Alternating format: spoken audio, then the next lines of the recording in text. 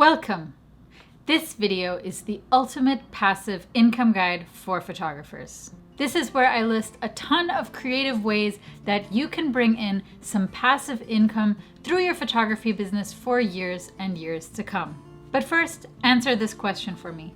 Do you have any passive income channels set up for your business already? And in your case, how many passive income sources do you have? You see, on the internet, it appears that there are tons and tons of people who know about passive income, who talk about it, and who seem to do well with it or strive to create passive income channels. But among the people that I personally know in real life, there's not that much knowledge about it. So before I get into the heart of this video, let's just see what people around me think that passive income is. What is passive income?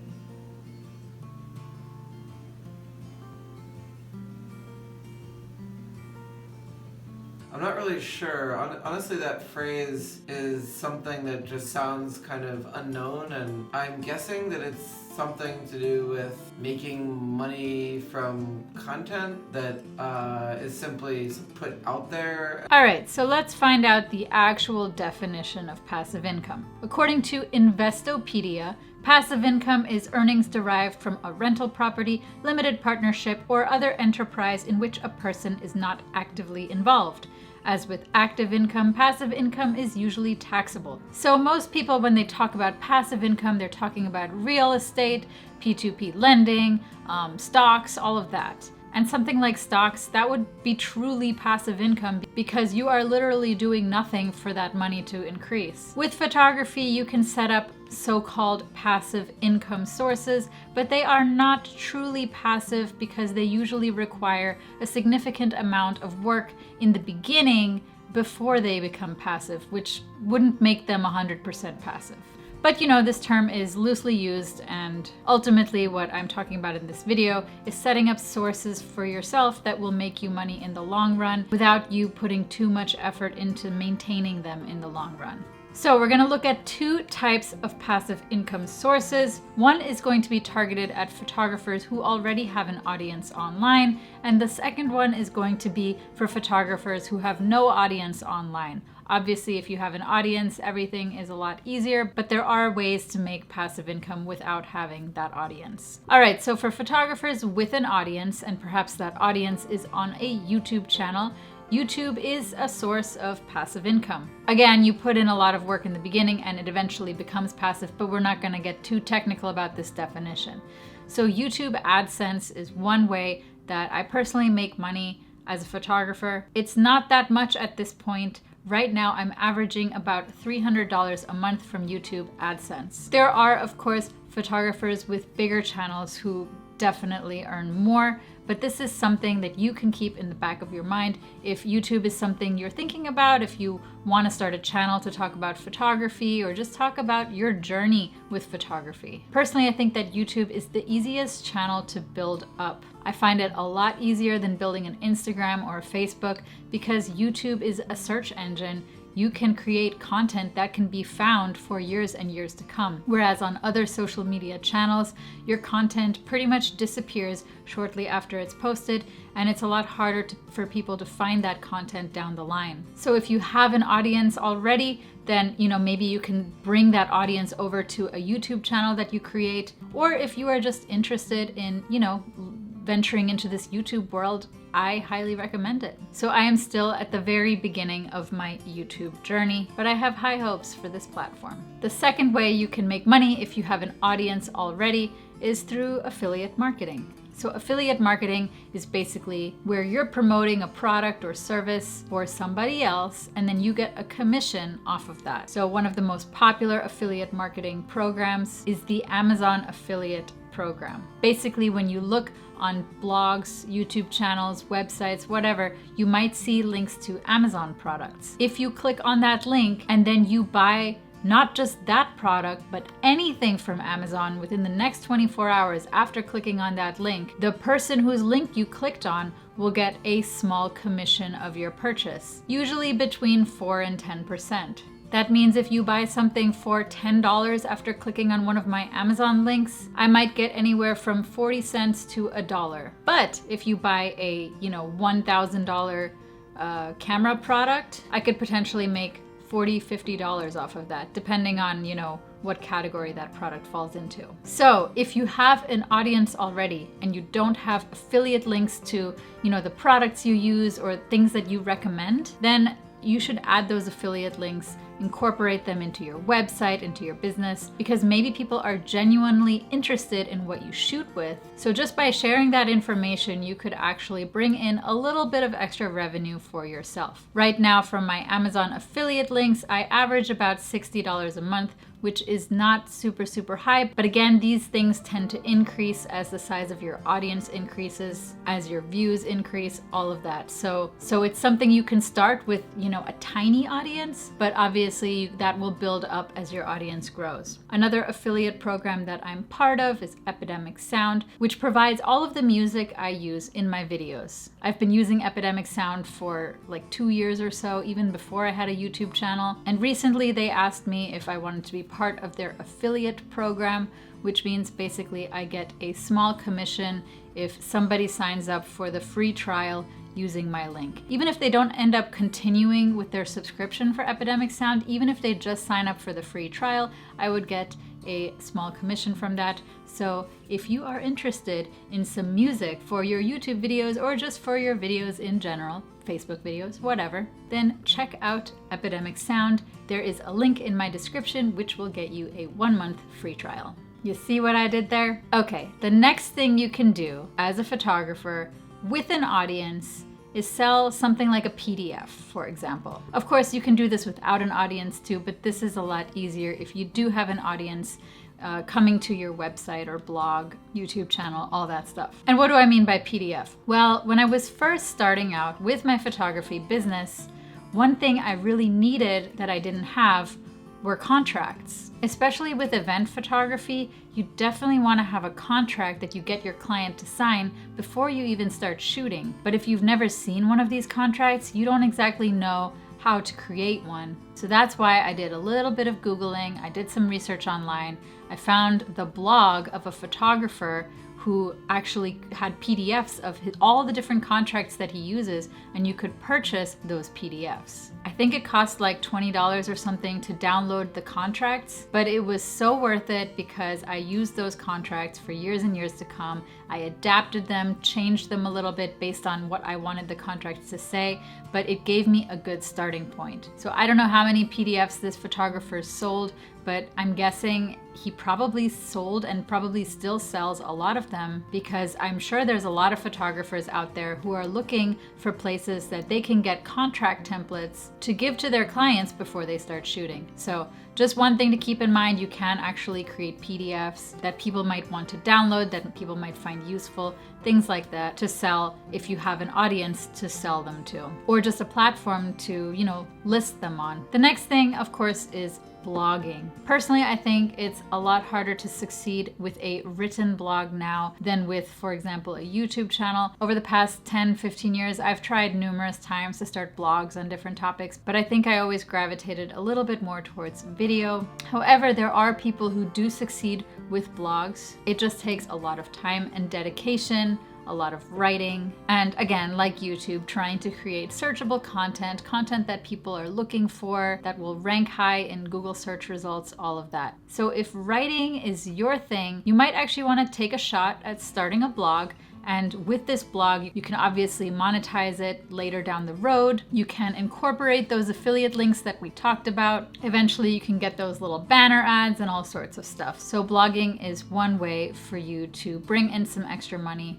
But again, the money will probably only come if you have that audience. Next thing you can sell if you have an audience already is Lightroom presets. I mean, just look at all the photographers here on YouTube who sell their Lightroom presets, or even the photographers that have blogs who sell their Lightroom presets. It's so many. I mean, I think I've gotten more ads for Lightroom presets than any other photography product out there. But I have actually bought some. Personally, I don't sell Lightroom presets, but if Lightroom is something you're really, really good at, then you might want to consider creating your own Lightroom presets and selling them. Since it's a digital product, there is not much effort in selling them, and it could be an easy way for you to bring in a little bit of extra income through the channels you already have. And the same thing with products like t-shirts. I'm always looking for cool t-shirts.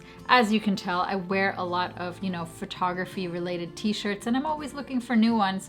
So, if I find a t-shirt online or somebody's promoting a really epic photography t-shirt, chances are I might buy that t-shirt. So, something to think about. Now, let's talk about some ways that you can bring in some extra money if you are a photographer with no audience whatsoever. The number one way, in my opinion, to generate some passive income is through stock photography. And of course, this is not really passive because, again, you're putting in a lot of work in the beginning, and those photos might sell years and years down the line, but again, the work is there. So I don't make a full-time living off of stock photography. However, stock photography does pay for a lot of my camera equipment, a lot of my gear. It varies month to month, but ultimately it does bring in a little bit of extra money for me every month that I can, rely on this coming in every month. I can't rely on an exact amount, but it does help out, especially in those months where I don't have too many actual physical photo shoots going on.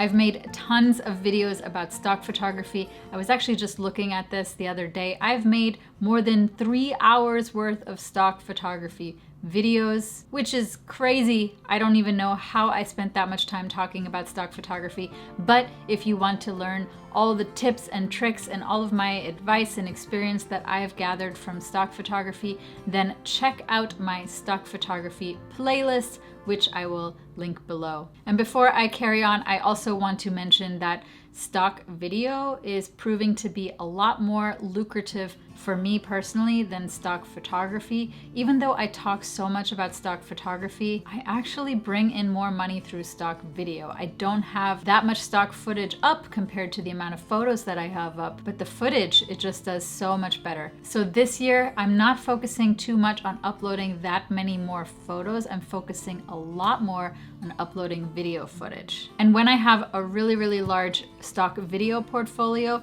that's when I will make a video specifically on my experience with stock video. But I do want to give that footage a decent amount of time on the various stock platforms before I start talking about the results, because as you guys might know, it takes a while sometimes for content to be discovered and to be sold on stock platforms. So stay tuned if you want to know the results of that in the future. I am basically tripling my stock video footage on not only Shutterstock, but various other platforms. So the next thing you can do as a photographer without an audience is to try to sell prints and products. Now, of course, this is a lot easier to sell when you do have an audience, but even without an audience, you can be successful at selling prints. If you are selling prints individually and, like just on your own website, you might need to have a little bit of an audience in order to gain some traction. However, if you put your photos on other platforms, you do not necessarily need to have an audience. So one of the biggest marketplaces for print photos is Fine Art America. On this website, you can sell photos in the form of prints on canvases, on pillows, on smartphone cases, and other products. Of course, there is a lot of competition on this site, but if you have a large portfolio with good quality photos, you might actually generate some sales there. I have a friend who's a landscape photographer, and he pretty much makes all of his photography earnings on Fine Art America, and he told me about this site a few years ago, and that's when I found out about it. Other sites include Great Big Canvas, Image Kind, Cafe Press, Redbubble, Zazzle, and Society6. Obviously, the quality of your work needs to be very, very high to do well on these sites, because when people buy prints, they want to buy something beautiful, something that resonates, something that they want to be proud to hang on their walls or show off. So if you're just, snapping photos with your cell phone, I would probably not suspect those to do well as prints, because you definitely have to have, that quality to attract potential buyers. Another popular place that you can sell photography products like prints is Etsy. It costs money to sell on Etsy, and you might have to take care of the printing and the shipping and all of that yourself. Unless you do drop shipping, that's something you can research, but this is a platform that some people do use, especially people who, create their own products and want to sell them themselves. The next way that you can make money through photography without an audience is by selling ebooks or books. These days, it's easier than ever to sell your own books because you can literally self-publish something and put it on Amazon, and that's it. Then you wait for the sales to come in. Of course, if you want to be successful with this, your book has to be, different. It has to be catchy and valuable and all of that. But that's something you can, do without an audience. Again, everything is easier if you do have an audience, but it's not impossible without one. So if there's something you're particularly good at, make an ebook about it. Maybe you specialize in a type of photography that nobody else specializes in, and there's no books about it, and you can make a little book about it. Obviously, if you list your books on a place like Amazon takes, big chunk of whatever you make, but it is definitely easier than it was in the olden days where you needed an agent and all of that. So self-publishing is totally in the realm of possibility now. Next, if you specialize in something, if you have some expertise or knowledge that you are able to share with others, you can actually create a course on that. And I'm talking about something like a video course. A lot of people are doing this nowadays, and video courses are just blowing up in popularity. So many people are choosing to learn online nowadays because there's so much valuable information online, and if it's out there, why not? It's definitely cheaper to pay for an online course sometimes than it is to go to a well-known college that'll ask you for $150,000 or something like that. So courses are super popular, and if there's a course you want to make it.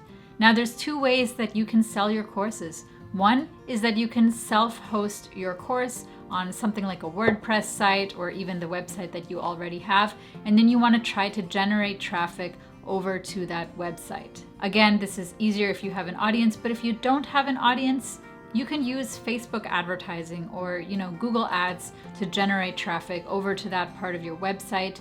You might have to spend a little bit of money, but if people buy your courses, chances are you'll make that money back and maybe even make a lot more money that way. The other thing you could do is, sell your courses on a third-party website, something like Udemy. There's obviously pros and cons to this. The pros, people are going to be able to find your course on Udemy. The chance of your course being discovered is probably higher. However, the cons are that, Udemy will have a lot of influencing on the pricing structure. Obviously, they would take part of the money that it costs to download the course. So, you just kind of have to balance the pros and cons of, selling it yourself or selling it on a third-party platform. So we don't know where the world of photography is going. We don't know the future of photography. Every year, cameras, smartphones, they get so much better, and it's obvious that it affects the industry. I still believe that really talented photographers can be successful in today's day and age, but I also think it's important to adapt.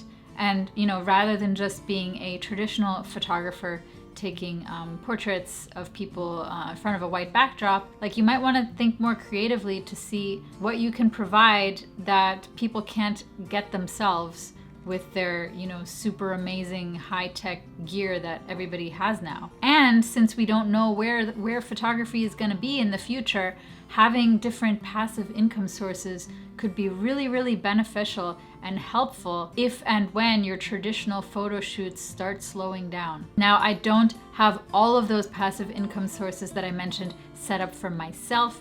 I've had experience with maybe about half of them, but I also have talked to a lot of people who have done, the other half of those points that I mentioned. So which of these things do you do? Or which of these things do you want to do? Do you have any, goals for yourself, like channels that you want to set up for yourself? Let me know. And I'm also curious, thinking about the future of this channel. Yes, I talk a lot about stock photography. I have talked a lot about stock photography, but I also want to talk about other topics that maybe have that photography angle, but that are not necessarily about stock photography, because stock photography is one aspect of my life, but it's not, the entirety of my life. It's not the only thing that I do. I'm not doing stock photography every second of the day, which I think some of you guys think that I do. There's so much more that I do in the photography realm. So leave me a comment and let me know if there are other things that you're interested in, whether it's creating a photography YouTube channel or more stuff related to drones or, you know, whatever. Just let me know. So I think this video was a little bit longer than usual, and that's because I didn't script it. When you script a video, it's a little bit more to the point, and when you talk freely, it tends to get a little longer, but I hope you enjoyed it. If you did, subscribe to my channel and give this video a thumbs up. See you in the next one.